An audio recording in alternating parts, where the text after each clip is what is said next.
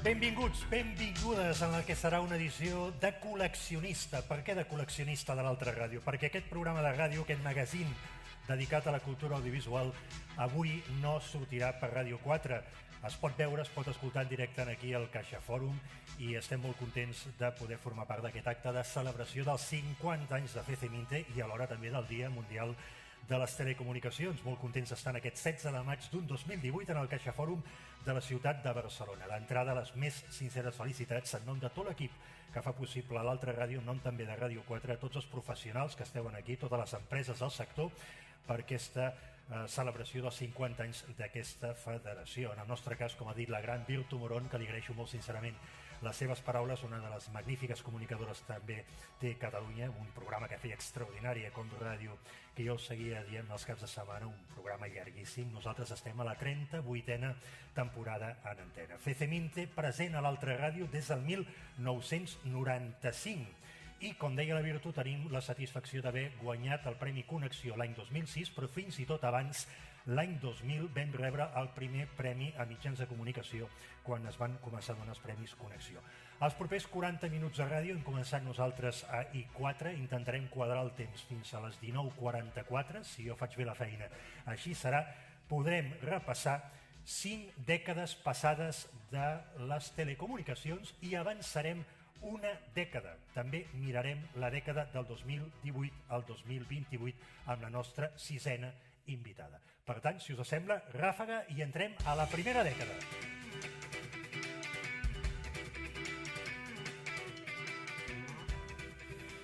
La primera dècada, 1968-1978. El nostre invitat, seu aquí a la meva dreta, és el senyor Manuel Moralejo, ben conegut a tots vosaltres com la resta d'invitades i d'invitats, en aquell moment cap de la zona 6a de l'ente público Radio Televisión Española. Situem-nos en aquell moment. Tenim en marxa Televisió Espanyola amb VHF i s'iniciaven, feia relativament poc, les emissions de UHF, allò que era la segunda cadena. Any 1968, senyor Moralejo, què va suposar per Ràdio Televisió Espanyola el fet de que empreses instal·ladores s'unissin formant FECEMINTE i en el seu, diguem-ne, llistat fundacional l'objectiu principal era defensar interessos de la seva professió i alhora unificar criteris de la professió? Bueno, pues representó mucho, porque precisamente los años anteriores al 68 es cuando a mí me visitaban continuamente los instaladores, pero por libres, porque se quejaban de que había pocas horas de emisión. Televisión Española en aquellos momentos, quiero recordar que TV1 abría a las 11 de la mañana y cerraba a las 4 de la tarde. Luego abría a las 7 otra vez. La 2, pues emitía 3 horas de programa. Claro, los propios instaladores, ¿qué hacían? Decían, pero hombre, señores, que necesitamos horas para hacer medidas. Claro, el problema era que lo pedía cada uno particularmente, se enfadaban muchísimo.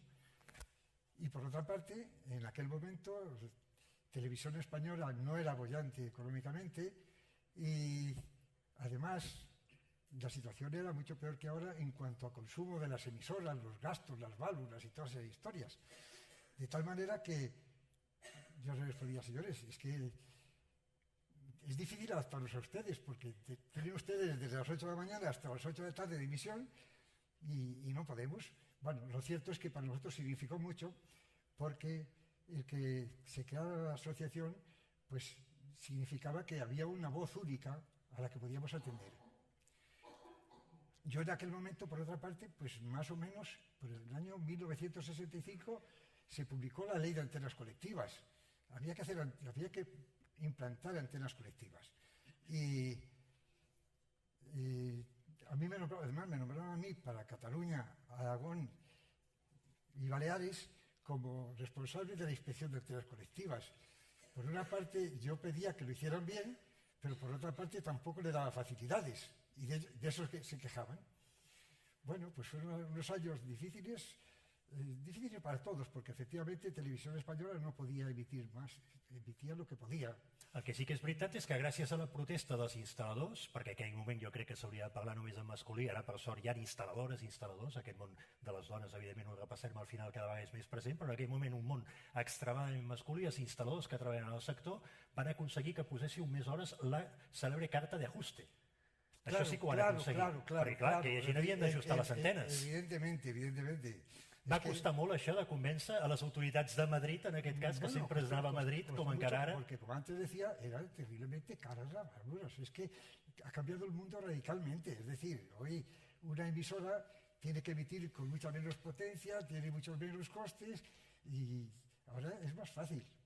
Y además hoy tienen publicidad, entonces no tenían tanta publicidad, a pesar de que era Televisión Española la única que la concentraba. També emetre més hores suposava qui pagava la factura del transmissor. Claro, lògicament. Claro. Alguien tiene que pagar. No, pero al final no se consiguió que pagaran. No se consiguió que pagaran. No se consiguió. Como a mí el ente sí que debería pagar algunas pesetas para poder mantener el transmisor. Eso decíamos nosotros. Oye, ¿por qué no pagáis las válvulas? Que sobre todo las de UHF eran terriblemente caras. Es va arribar a un bon acord l'època, diguem-ne, també interessant de les comunicacions, 1968-1978.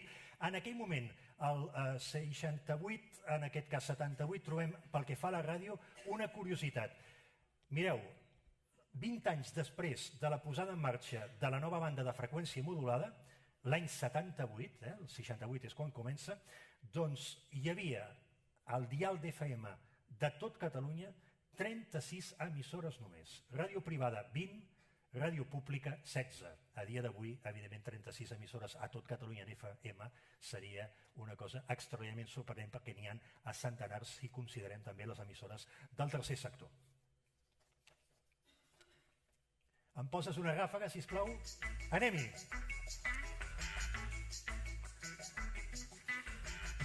Ens en anem amb un cert dinamisme 1978-1988. El nostre invitat és en Xavier Peiró, director de la xarxa de comunicacions de TV3 en aquell moment. Després ha estat responsable del Centre de Telecomunicacions, de la Torre de Collserola i de Tràdia. Tots els invitats tenen trajectòries molt llargues. Jo bàsicament presentaré només el càrrec que ocupaven en aquell moment. Per tant, ens trobem en el moment de la primera emissió de TV3. Va tenir lloc el 10 de setembre de 1983, tot i que no va tenir programació regular fins al 16 de gener del 84. La posada en marxa, evidentment, de TV3 va suposar un revulsiu pel sector dels instal·ladors claríssim i un revulsiu per la llengua, per la cultura catalana, pels mitjans de comunicació, per la indústria audiovisual de primera magnitud, com encara es pot constatar a dia d'avui amb la problemàtica contemporània que viu la nostra societat. Què passaria si aquest sector audiovisual, diguem-ne, no pogués exercir d'aquest motor per favor de la indústria audiovisual de casa nostra? En el cas del Xavier Peiró, impacte que va tenir en el sector, d'alguna manera, de les telecomunicacions i l'audiovisual específicament, l'entrada en emissió d'aquest segon canal autonòmic després d'Euskal Telebista. Els bascos es van avançar i entren Acció els catalans. Un gran revulsiu, seríem d'acord? Sí. Perdó, estic una mica constipat, Perdó. Sí, va ser un gran revulsiu. No hem d'oblidar que als anys 80, als començaments dels anys 80, hi havia bastanta crisi a Espanya i a Catalunya, diguem-ne, i el començament de TV3 va ser un gran impuls. Va ser un gran impuls per tota la indústria, tant de producció audiovisual, com la indústria del doblatge, com la indústria de les instal·lacions tècniques, també pels instal·ladors de telecomunicacions i també per la gent que fabricava equipament de telecomunicacions. Hi havia diverses empreses, inclús catalanes, que fabricaven aquest tipus d'equipament, tant equipament de telecomunicacions d'emissió com equipament d'antenes, que va produir un efecte molt important. També, evidentment, no sé si ho he dit, als instal·ladors de telecomunicacions, perquè els hi vam donar molta feina. Perquè, clar, diguem-ne, TV3 ja, diguem-ne, va ser... Ja no hi havia només un canal a l'UHF, n'hi havia dos. Això feia que les instal·lacions d'antena fossin una mica més complexes, hi havia més feina i també, diguem-ne, que com que anàvem obrint repetidors molt ràpidament els hi anàvem donant feina. Clar, però sense l'ajuda d'aquests instal·ladors, la bona difusió que va tenir TV3 no hauria servit de res. D'alguna manera aquest paper actiu va ser també fonamental. Va ser fonamental, ens van ajudar molt i vam col·laborar molt durant tots els anys. Una altra curiositat és que TV3 va entrar a la figura dels NGs, jo diria que va ser la primera televisió de l'estat espanyol segur que entre els NGs, aquelles dones, perquè aquí sí que hi havia dones, aquelles dones i homes. I homes. Sí, però dic que aquí sí que hi havia bastantes companyes ja periodistes que estaven formades, algunes dones NGs hi havia, jo les vaig conèixer també, però evidentment bàsicament també hi havia molts homes en el sector dels NGs. Uns venien d'enginyers de telecomunicacions, uns venien de periodisme, venen els francesos, formen les NGs, una figura que vol dir també una mica representativa de TV3 que ha innovat en molts àmbits diferents, més enllà del que seria pròpiament la difusió del senyal. Sí, bueno, a veure, TV3, diguem-ne, quan va començar, una de les innovacions importants va ser la dels NGs, que eren un cotxe que anaven amb 2 periodistes i que feien els periodistes també portaven les càmeres, o sigui que no necessitaves un càmera i un periodista per fer reportatges, i això va ser una innovació molt important, que més que copiada dels francesos va ser copiada dels americans. Sí, però jo crec que al dir copiat teniu tota la raó, perquè estàveu ja treballant, però jo dic que els formadors que van venir també tenien a veure amb la televisió francesa, que ells hi havien adoptat, però el model és totalment cert que és americà. Sí, o sigui, la gent que ens va assessorar en la creació de TV3 van ser principalment francesos, d'una empresa que es deia Sofratev, que era una empresa francesa que també assessorava les televisions franceses. El més difícil, potser, del que seria la implantació tècnica de TV3, alguna dificultat que les persones que estàu al capdavant us costés de resoldre, no per traves burocràtiques i administratives, sinó tècnicament, més enllà de la qüestió política social, des del punt de vista tècnic. Bueno, tècnicament vam tindre algun problema. Els problemes tècnics, com que els enginyers som gent molt dedicada i s'oferta, els anàvem solucionant com podíem. Jo diria, problemes tècnics, home, majoritàriament, no ho sé, potser és perquè ha passat molt de temps, no em recordo molts problemes tècnics. Eren massa bons? No. Possiblement el problema tècnic que teníem principal és que la major part de la gent havíem entrat a aquest sector, eren molt joves, acabàvem d'entrar en aquest sector i tenien que aprendre cada dia el que havíem de fer el dia següent perquè no ho sabíem. Això jo crec que era la primera dificultat. Després, home, que van tindre la feina molt concentrada en poc temps perquè se'ns exigia que la cobertura de TV3 fos a tot Catalunya l'abans possible i també que hi havia pocs diners. Vull dir que la Generalitat, això és una cosa que la Generalitat sempre ho ha tingut, que ha tingut pocs diners sempre i per tant costava fer les coses. Coses que passen en aquesta dècada del 78 al 88. La primera ràdio lliure sorgeix a Barcelona el 79, que és Ona Lliure. Les deganes de les emissores municipals també són del 79. Neix Ràdio Arenys, neix Ràdio Rubí de manera simultània. Sempre hi ha hagut una controvèrsia de qui ha estat primer, si Rubí o Arenys. Arenys és considerada la degana de les municipals. Ràdio Televisió de Cardedeu, la primera televisió local d'Espanya, de Catalunya, evidentment, fa la primera emissió 7 de juny de 1980 i el 23 de juny del 81 ho fa de manera regular. Durant tota la dècada dels 80 van ser populars els BBS, aquestes sigles us recordaran i us vindrà a la memòria, ordinadors domèstics que es connectaven a una base de dades a través d'una línia telefònica a 300 volts de velocitat. Déu-n'hi-do. Els usuaris eren de Commodore, d'Amiga, aquestes dos, diguem-ne, marques els feien servir força. I en el nostre cas, l'altra ràdio vam fer una cosa jo crec prou significativa, si em permeteu la immodèstia en nom de l'equip que el fem. 1986 funciona el Digitex, la primera experiència telemàtica de ràdio catalana, en aquest cas digital, perquè Radio Associació de Catalunya ja havia fet algunes experiències, però evidentment amb analògic, que permetia rebre programes informàtics per Spectrum, Amstra i MSX.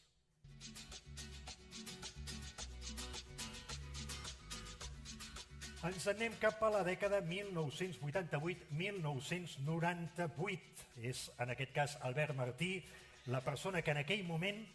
Saps què feies en aquella època, Albert? Sí. Pots dir el teu càrrec? Però haig de tirar una mica enrere. Diem, en aquest cas, el del 93-2004. Exacte. Que és com estàs aquí invitat i després diem l'anterior. 93-2004. 93-2004.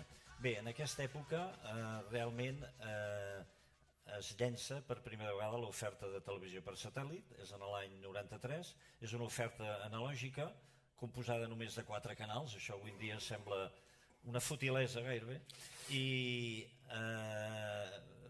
de fet s'utilitza per primer el satèl·lit, en aquest cas el satèl·lit Astra, per arribar a les llars. Això comporta evidentment una sèrie de tasques on la figura de l'instal·lador és cabdal, és crucial.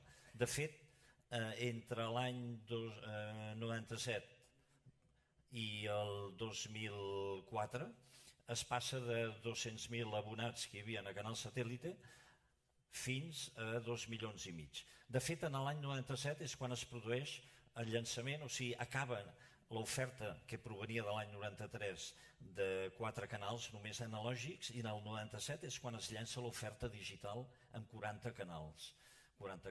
Degut a la compressió d'espectre, permetia omplir els mateixos transpondedors amb més oferta de televisió. No? En aquell any 93-2004 que jo deia, i ha quedat clar, i el coneixeu prou bé, l'Albert Martí era director general de CES Astra, que no encara tenim tan present en aquell moment, era una gran novetat, director general de CES Astra Ibèrica, i va ser una de les persones claus en l'impuls de la televisió via satèl·lit. Què passava en aquell moment, en aquella dècada? Molts ho heu viscut en primera persona, entra en vigor el registre d'empreses instal·ladores professionals com a iniciativa precursora de l'administració catalana, amb l'impuls, evidentment, de FECEMINTE per tal de regular el sector. Va ser la dècada també que arriba justament al final, a l'any 98, la liberalització de les telecomunicacions a tot l'estat espanyol. Això va ser, evidentment, una gran revolució. I com comentava ara l'Albert Martí, que per això jo li donava aquest peu, al principi dels 80 comença la televisió via satèl·lit i és a partir de l'any 1988 quan comença a prendre certa volada, però amb aquestes limitacions. Astra, 1988-1998, va posar en òrbita 10 satèl·lits i el seu gran competidor era Eutelsat. Exacte. Llavors, de fet, fixeu-vos que en el 84 es produeix aquí a Barcelona la presentació de la primera recepció de televisió per satèl·lit amb equips desenvolupats per l'empresa Tagra, Mier i l'Escola de Telecomunicacions. Quin diàmetre tenia la parabòlica, te'n recordes? Si no, preguntem a la sala. En aquell moment era 3 metres. 3 metres de de parabòlica. diàmetre. 2 anys més tard, petit. 2 anys més tard, l'empresa Tagra exportava cada 2 dies un tràiler sencer als països nòrdics per rebre el Children's Channel i algun altre més, no més, amb una antena de 1,80 m, parabòlica també. I ara tots sabeu que l'antena és francament molt petita. Evidentment, amb les antenes grosses encara més que amb les petites, era un repte pels professionals de la instal·lació a l'apuntar al satèl·lit. Per tant, vam desenvolupar una sèrie de programes, una sèrie de seminaris, molts dels d'aquí em coneixen d'aquella època, per tot Espanya, per explicar els principis tècnics de la recepció per satèl·lit, també com millorar el servei al client amb aquesta nova tecnologia i, a més, això ho vam envoltar d'uns premis a tots aquells instal·ladors que mostraven excel·lència en la seva professió. Que això és potser una de les característiques interessants, no? Astra va ser una de les primeres entitats que va exigir aquesta qualitat de les instal·lacions i per aquest motiu demanàveu que les empreses estiguessin registrades dins d'aquesta agrupació de FECEMINTE i per tant vau establir un lligam molt especial. Exacte. De fet, el que al cap d'un temps s'implantés el registre d'instal·ladors tant aquí a Catalunya com a nivell de l'Estat, això anava en línia al que era l'objectiu que tenia Astra de progressar en el sentit d'instal·lacions amb la correcció necessària perquè no hi haguessin queixes per part dels clients. I va haver, si em permet, només una altra última fita molt important, i és que gràcies a la col·laboració a nivell tant nacional com a nivell d'aquí de Catalunya de les associacions d'instal·ladors, es va assolir amb l'impuls Astra que en l'any 98 es promulgués el decret llei 1/98, que és el que avui en dia es diu la llei d'ICT, que és la que va permetre que cap comunitat de veïns posés més obstacles per la instal·lació d'antenes o antenes col·lectives de recepció de satèl·lit. En aquesta dècada, altres coses que passaven. Primers mòbils, 1983. Quan pesava un mòbil al 83? 780 grams, 3/4 de quilo. A finals de la dècada dels 80, Retevisión és quan participa regularment en el nostre programa de l'altra ràdio, i li agraeixo sincerament al senyor Manu Moralejo totes les col·laboracions que feia mensualment perquè informaven dels nous repetidors que anaven instal·lant per tal de difondre el senyal de televisió, que participessin al programa és secundari des del punt de vista que som un programa petit. L'important era la feina de Retevisión de totes la sèrie de repetidors perquè va començar a emetre la primera televisió privada el 25 de desembre de 1989, que era Antena 3 Televisió, que en aquell moment era del grup Godó. 10 de setembre del 89 es va posar en marxa el canal 33, el segon canal de televisió de Catalunya, un canal que també va tenir problemes, va tenir tancaments. Finalment l'estat espanyol va accedir a tenir una llei que acceptés segons canals per les televisions autonòmiques. 10 de setembre del 89 es posa en marxa, per tant, aquest canal 33. En aquella època es fan les proves d'un sistema que era l'HDMAC. Si algú potser li fes una pregunta d'examen aquí, potser el suspèn. L'HDMAC era el camí cap a l'alta definició analògica, i fins al punt que als Jocs Olímpics de Barcelona es va rodar un documental que era Els somnis de Barcelona en aquell format. A l'estat espanyol comença la telefonia mòbil al 90 i posa en marxa telefònica al 93 la marca Moviline, que era, evidentment, de telefonia mòbil analògica. 93, una altra data molt significativa. A Barcelona comença Servicom, primera empresa privada que dona accés comercial a internet. En aquell moment s'havia d'explicar què era internet.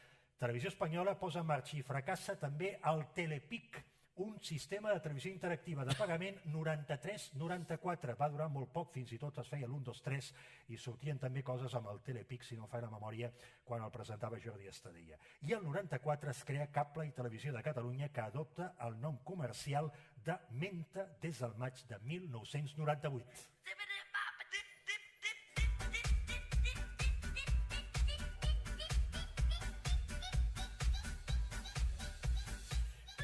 Quarta dècada, 1998-2008. El nostre invitat és el Daniel Condamines. No el tinc a la dreta, vol dir que el tinc a l'esquerra. No pot estar aquí davant.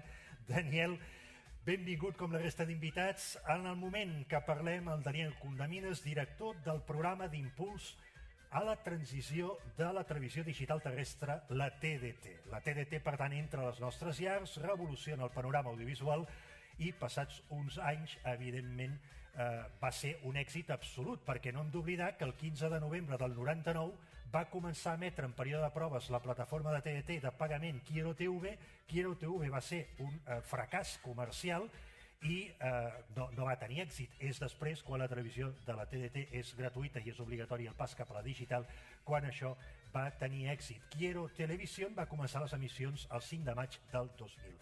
Queda clar que la televisió digital terrestre ha estat una revolució en aquest sector, més canals, qualitat Full HD en el present que ens trobem, una transició però que és obligatòria, allò que diuen els anglesos, una killing application, allò que diem és obligatori de fer-ho, però això va suposar també que s'havia de sensibilitzar, conscienciar els telespectadors. Paper molt important de Feceminte, dels instal·ladors, a l'hora de posar-ho en marxa, però paper molt important que tu també et vas dedicar en aquesta feina a intentar clarificar a la població que no ha de saber d'aquestes qüestions l'obligatorietat de fer aquest canvi.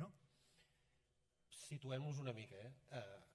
Parlem de l'any 2008, estem pràcticament a 2 anys que s'ha de pagar les emissions analògiques, la tele de tota la vida, i ens trobem, segons un informe precisament elaborat per Feceminte per encàrrec del Govern de Catalunya, que aproximadament el 50%, o sigui la meitat de les llars que viuen en habitatges col·lectius, els famosos pisos, doncs no tenien l'antena col·lectiva, la capçalera adaptada. Per tant, hi havia una feina absolutament titànica que calia garantir que acabés amb èxit. Segona prèvia ràpida.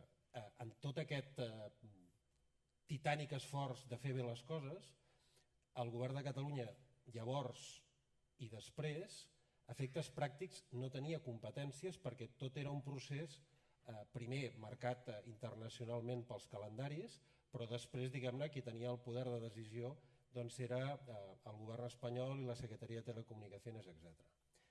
Dintre d'aquest festival de molta feina és quan entro i no a nivell individual, ja hi havia tot un equip de persones i veig algunes aquí al pati de butaques que van tenir un paper fonamental, Carla, Gemma, etc. i molts d'altres, que això funcionés. I aquí el que hi ha és, i em sembla un tema especialment meritori en aquell moment i de cara al present i al futur, d'una col·laboració molt estreta público-privada. És a dir, entre la Generalitat i el món de l'empresa privada, que ara m'hi referiré ràpidament, i en Feceminte com a associació d'instal·ladors amb un protagonisme molt especial. 2008, arribo a la Generalitat amb aquest encàrrec i em reuneixo amb en aquells moments que era el secretari de Comunicació, en Carles Mundó, del qual, si em permeteu, un petit recordatori i homenatge amb el conseller Carles Mundó, que, com sabeu, com molts d'altres, persones decents i honestes han estat represaliades, en el seu cas ha anat a la presó, de forma injusta, com avui la justícia belga ha deixat clar i palès. Reprenc el fil. Em va dir una frase que em va quedar gravada. Diu, d'aquest tema no ens felicitarà ningú. O sigui, ha de funcionar bé, però no ens felicitarà ningú. Perquè era una feina amagada, perquè era un programa d'obligat compliment, com bé deies. Tothom havia de fer aquesta transició de la televisió de tota la vida a la TDT. I s'havia de fer en un període de temps molt curt. Què es va fer? Entre altres coses, sobretot alinear tothom. És a dir, si hi havia un calendari, tot havia de funcionar. El famós simulcast, és a dir, les emissions en analògic i en digital, amb la TDT, havien d'arrencar i ser conegudes per tothom conforme arribessin al territori.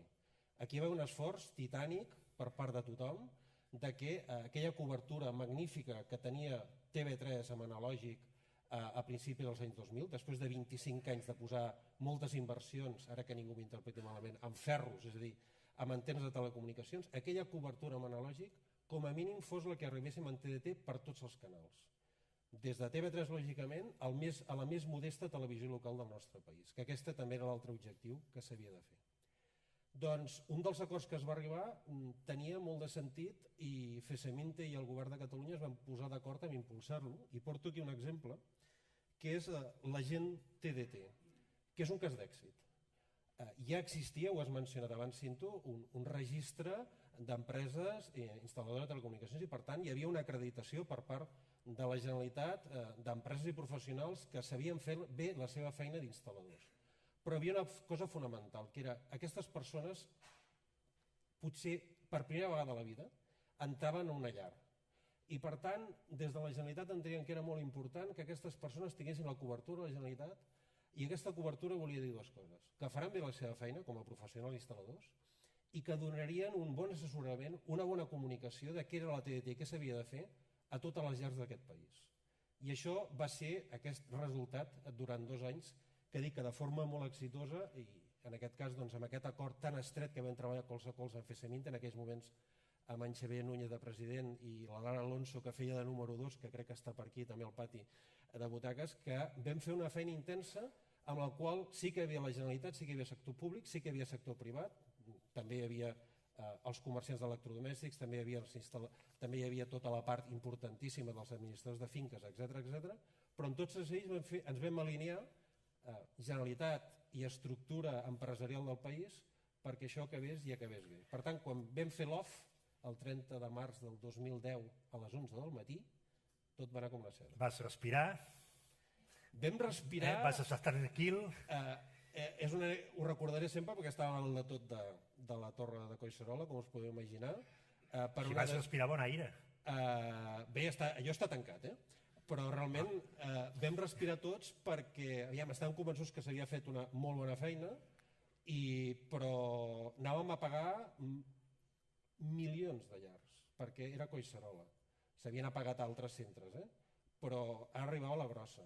I a més es va decidir que apagaríem abans, una hora abans TV3 que les emissions espanyoles.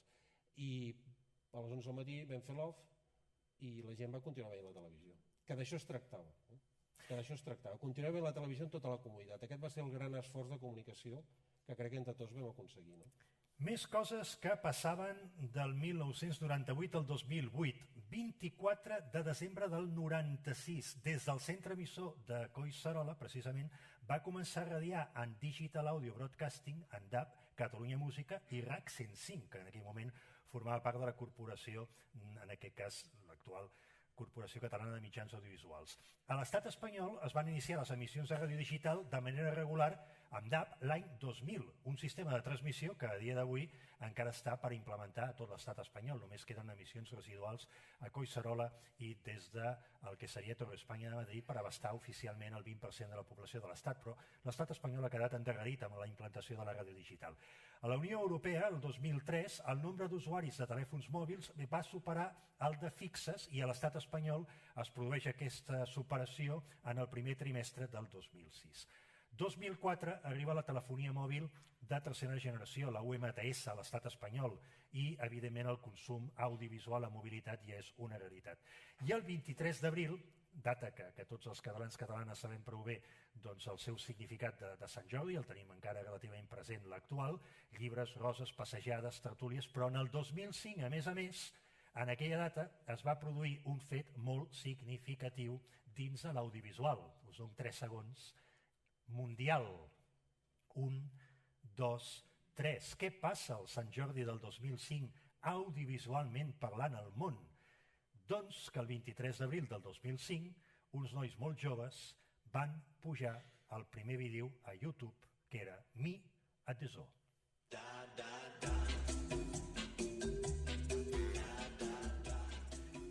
Ens anem cap a la 5a dècada, 2008-2018. El nostre guia per aquesta dècada, i dic que els invitats i invitades tenen unes trajectòries molt dilatades, els hi ha tocat ajustar-se i els agraeixo un nom de Feceminte en aquestes dècades, és en Jordi Arandes, subdirector general de Cellnex Espanya, 2008-2018, la seva dècada a comentar, moment en què el denominat dividend digital a l'estat espanyol finalment va ser efectiu per les companyies de telefonia mòbil el 31 de març del 2015.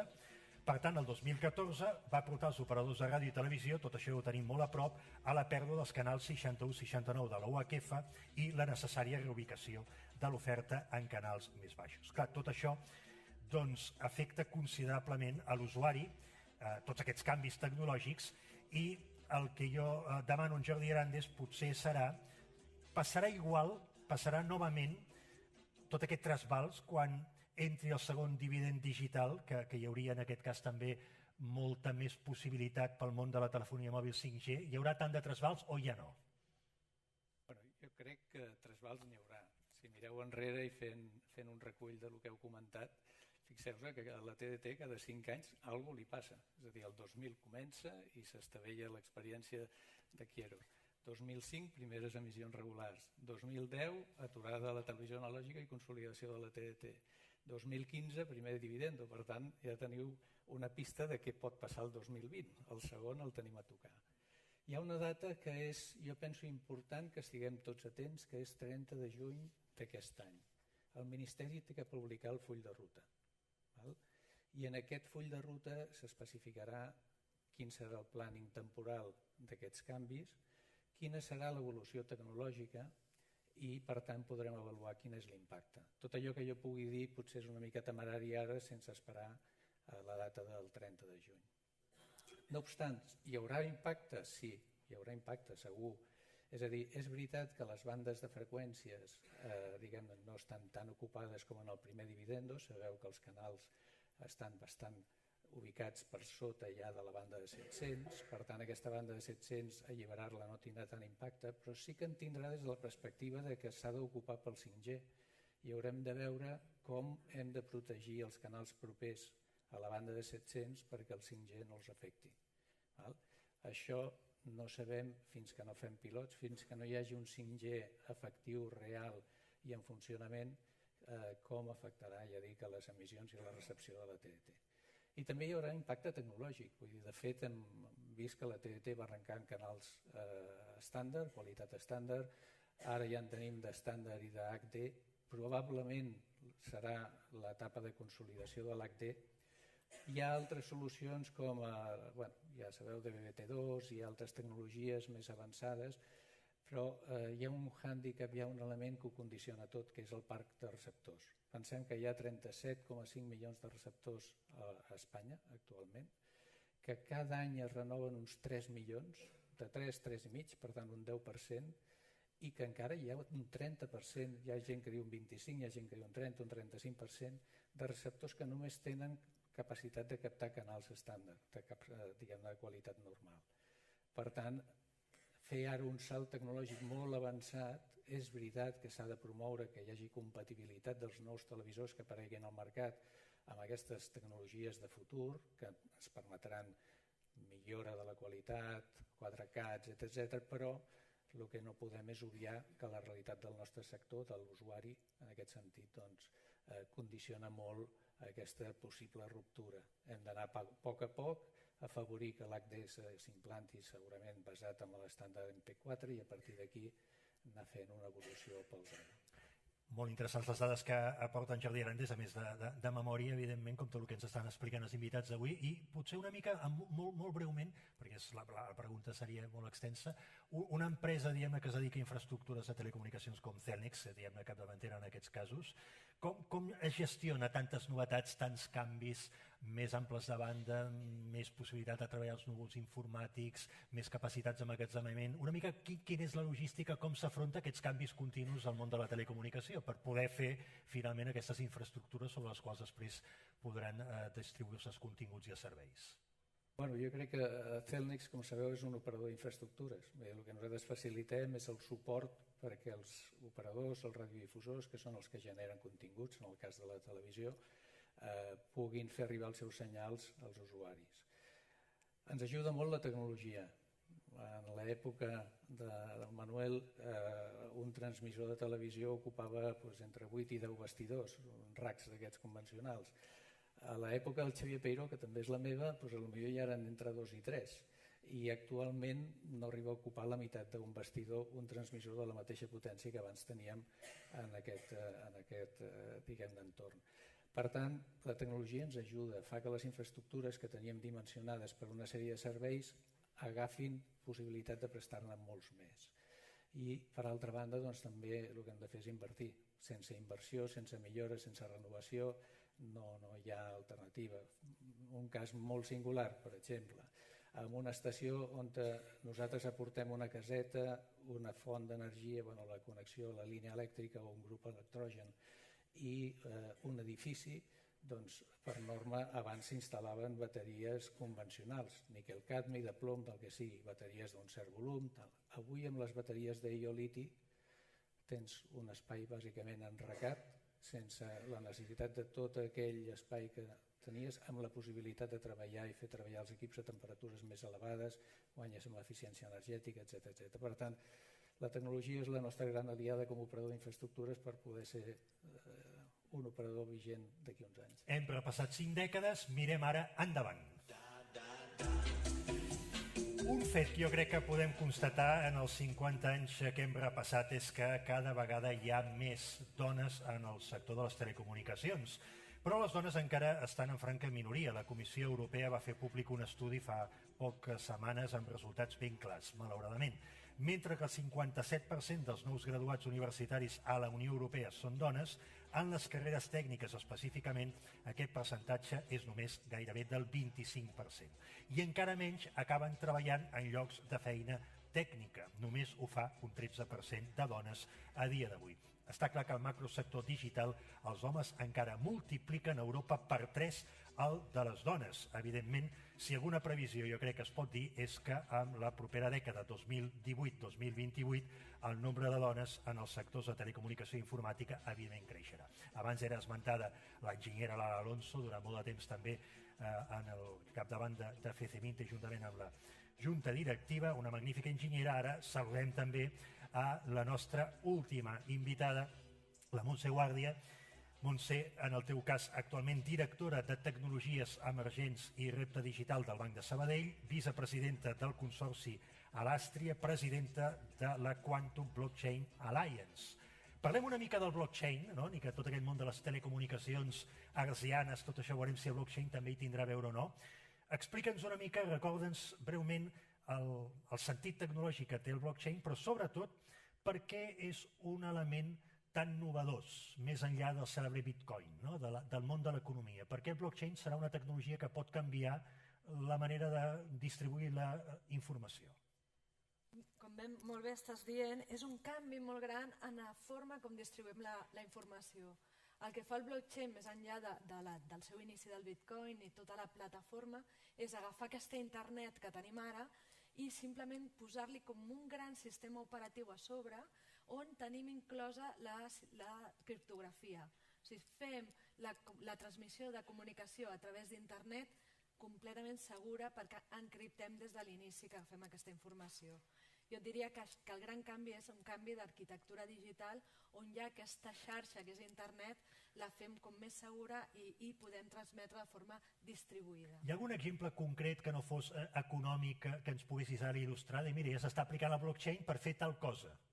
S'està sobretot aplicant o intentant aplicar, perquè estem encara Estem en al construcció, principi, sí. estem al principi, en temes sobretot de traçabilitat de comerç exterior. O sigui, tot el que són compra i ventes, aduanes, transport, pagaments d'exportació i importació, tot el que té molts actors involucrats, tots aquests actors posats dintre dels nodes del blockchain, simplifica completament els tràmits que tenen entre ells. En comerç exterior és un molt bon exemple. Et puc fer una demanda personal? I tant. Em pots deixar un bitcoin? Et puc deixar un bitcoin? Crec que no. Crec que no? Crec que no. En aquest moment encara no. Encara no?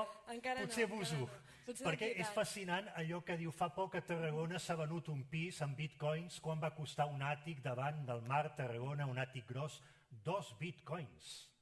Clar, és una brutalitat aquesta moneda especulativa, t'entenc perfectament que no en aquest cas em donis un bitcoin perquè faries molt mal fet. I una altra cosa que tu també t'hi dediques, que ara fa potser una dècada ha tingut molta presència en el món tecnològic, és la paraula gamificació. No? Aquesta paraula també per intentar comunicar coses d'una manera lúdica que també les persones aprenem més. No?